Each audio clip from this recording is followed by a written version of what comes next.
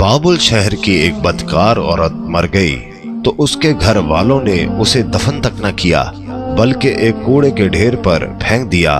حضرت موسیٰ علیہ السلام جب کوہ طور پر اللہ تعالیٰ سے باتیں کرنے کے لیے گئے تو اللہ تعالیٰ نے فرمایا کہ اے موسیٰ، باقی باتیں بعد میں ہوں گی، پہلے جاؤ، میری ایک کنیز کی لاش کوڑے پر پڑی ہے، اسے غسل دلاؤ اور عزت کے ساتھ دفناؤ۔ حضرت موسیٰ علیہ السلام کوہ طور سے واپس آئے اور بابل شہر میں داخل ہوئے۔ تلاش کرتے کرتے ایک جگہ دیکھا کہ کوڑے پر ایک لاش پڑی ہے اور اس کے ارد گرد 4 کتے رکھوالی کر رہے ہیں تاکہ کوئی درندہ لاش کو پامال نہ کر سکے۔ حضرت موسیٰ علیہ السلام نے اس کے گھر کا پتہ پوچھا اور ان سے کہا کہ لاش کو اٹھانے میں میری مدد کرو۔ عورت کے گھر والوں نے کہا کہ ہم اس لاش کے قریب بھی نہیں جائیں گے۔ یہ ایک بدکار عورت تھی جس نے اپنی ساری زندگی بدکاری میں گزار دی۔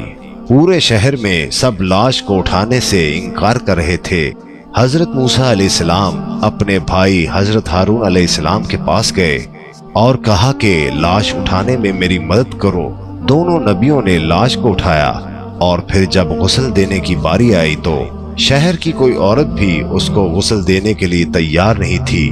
یہ دیکھتے ہوئے حضرت موسیٰ علیہ السلام نے اپنی زوجہ اور بہن کو حکم دیا کہ اس عورت کو غسل دو۔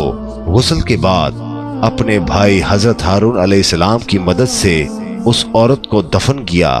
دفنانے کے بعد جیسے ہی آپ واپس آ رہے تھے تو شہر والے لوگ آپ کے سامنے آ گئے۔ وہ سب مل کر آپ سے کہنے لگے، اے موسیٰ، یا تو ہمیں اس بات کی وضاحت دو کہ ایک بدکار عورت کو اتنی عزت کیوں دی، یا پھر وہ کلمہ جو آپ علیہ السلام نے ہمیں پڑھایا ہے ہم آپ کو واپس کرنے آئے ہیں۔ حضرت موسیٰ علیہ السلام نے لوگوں سے فرمایا، اے شہر کے لوگوں، مجھے جو حکم اللہ نے دیا تو میں نے اس حکم کی تعمیل کر دی۔ ہاں، اگلی بار جب میں کوہ طور پر گیا تو تم سب کو تمہارے اس سوال کا جواب مل جائے گا۔ یہ سن کر لوگ واپس چلے گئے۔ حضرت موسیٰ علیہ السلام کوہ طور پر گئے۔ اے میرے پروردگار، اس شہر کے لوگ مجھ سے اس بات کی وضاحت مانگتے ہیں کہ ایک بدکار عورت کو اتنی عزت سے کیوں دفن کیا گیا۔ اللہ تعالیٰ نے فرمایا، اے موسیٰ، یہ عورت واقعی بدکار تھی اور اس کی ساری زندگی بدکاری میں گزر گئی، مگر ایک دفعہ یہ ایک ایسی جگہ سے گزر رہی تھی جہاں پر ایک کتا پیاس کی شدت سے مر رہا تھا۔ اس نے پانی کے کنویں سے اپنے کپڑے گیلے کیے اور کتے کے منہ میں نچوڑ دیے۔